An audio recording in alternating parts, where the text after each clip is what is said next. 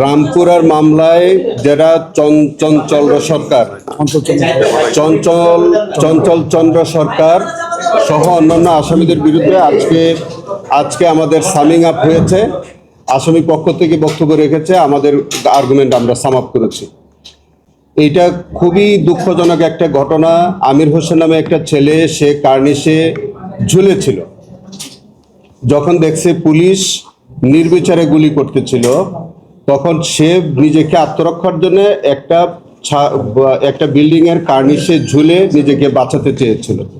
তখন চঞ্চল সরকার তাকে অস্ত্র দিয়ে গুলি করে, গুলিবিদ্ধ হয়ে সে গুরুতরভাবে আহত হয়। যাই হোক, আল্লাহর ইচ্ছায় সেই ছেলেটি বেঁচে যায়।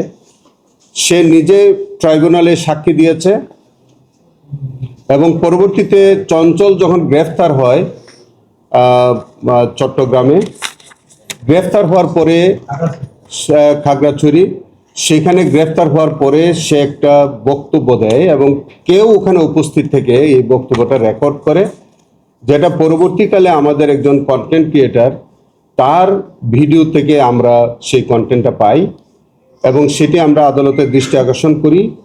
ট্রাইব্যুনালে আমরা সেই ভিকটিম সাক্ষীকে আমির হোসেনকে আমরা রিকল করেছিলাম। তিনি ভিডিও ক্লিপটি ট্রাইব্যুনালে উপস্থাপন করেন এবং সেই ভিডিও ক্লিপটি আমরা প্লে করে দেখাই, যে চঞ্চল নিজে স্বীকার করে বলছে যে সে এবং তরিকুল নামে আরেকজন সে গুলি করতেছিল এবং তার ঊর্ধ্বতন কর্মকর্তার নির্দেশে সেই জায়গা থেকে, মানে সে এটাও স্বীকার করলো যে সে তাকে গুলি করেছে, তরিকুলও গুলি করেছে। এবং এই এক্সট্রা জুডিশিয়াল কনফেশনের পরিপ্রেক্ষিতে আমরা যখন দিলাম, এই এক্সট্রা জুডিশিয়াল কনফেশনের পরে তারা করলো কি, এই সাক্ষীটাকে আবার রিকল করেছে।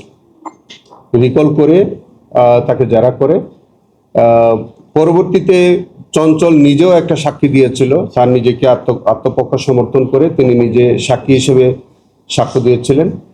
সেখানে আমি তাকে জেরা করেছিলাম। তিনি একটা দাবি করেছিলেন যে ভিডিও ক্লিপটি পরবর্তীকালে আমরা আদালতে উপস্থাপন করেছি, সেটি তাকে ভয়ভীতি দিয়ে দেখায় সেটা নেওয়া হয়েছিল বলে তিনি দাবি করেছিলেন। কিন্তু আমি তাকে জেরা করেছিলাম এবং তিনি জেরার জবাবে বলছেন যে 26 তারিখে তাকে গ্রেফতারের পরে তিনি প্রতিদিন ট্রাইব্যুনালে এসছেন, আর তার আইনজীবী নিয়োগ দিয়েছেন। কিন্তু এই 26 তারিখে গ্রেফতারের পরে 10 জুনের আগ পর্যন্ত কখনো তিনি এরকম বলে নাই যে তার কাছ থেকে জোর করে এরকম বক্তব্য আদায় করা হয়েছিল। 6 মাস পরে তার আইনজীবীর পরামর্শে তিনি এরকম একটি প্লি তারা নিয়েছে যে এইটি তাকে জোর করে নেওয়া হয়েছিল। তো যাই হোক, এইটি আমার মনে হয় যে আদালতের কাছে বিশ্বাসযোগ্য প্রতীয়মান হয় নাই, যেহেতু 6 মাস পরে 6 মাস তার অসংখ্যবার এই অভিযোগ উপস্থাপন করার তার সুযোগ ছিল, কিন্তু তিনি করেননি।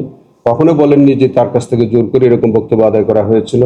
আমরা যখন সাক্ষীটা দিলাম, তারপরে তারা একটা আফটার থট একটা বক্তব্য তারা ট্রাইব্যুনালে দিয়েছে। আমরা আজকে আর্গুমেন্ট করে দেখিয়েছি, বুঝিয়েছি যে তার এই বক্তব্য গ্রহণযোগ্য নয় এবং আমরা বিশ্বাস করি যে আমাদের আর্গুমেন্টটা ট্রাইব্যুনাল গ্রহণ করেছে। এবং আমরা আজকে এটাও বলেছি যে চঞ্চল সরকার যেভাবে একটা নিষ্পাপ নিরীহ একটা নির্দোষ মানুষকে অহেতুক গুলি করেছে, কোনো কারণ ছিল না, তো আমরা বলছি যে এটা কোনো মানসিক বা মানবীয় আচরণ হতে পারে, এটা কোনো মানুষের আচরণ হতে পারে। কয়েকজন আসলে এত উন্মাদ ছিল, তারা মানুষ খুন করে মনে হয় আনন্দ পেতেন। তো সেই কথাগুলো আমরা বলেছি। আমরা বিশ্বাস করি যে আমাদের আর্গুমেন্ট ট্রাইব্যুনাল গ্রহণ করেছে এবং আমরা সর্বোচ্চ শাস্তি দাবি করেছি তার। রামপুরার যেটা কার্নিশে ঝুলে থাকা আমির হোসেন ঝুলে থাকার যে মামলায় চঞ্চল চন্দ্র সরকার সহ অন্যান্যদের বিরুদ্ধে আগামী 28 জুন 2026 তারিখে 1 নম্বর ট্রাইব্যুনাল থেকে রায় হবে।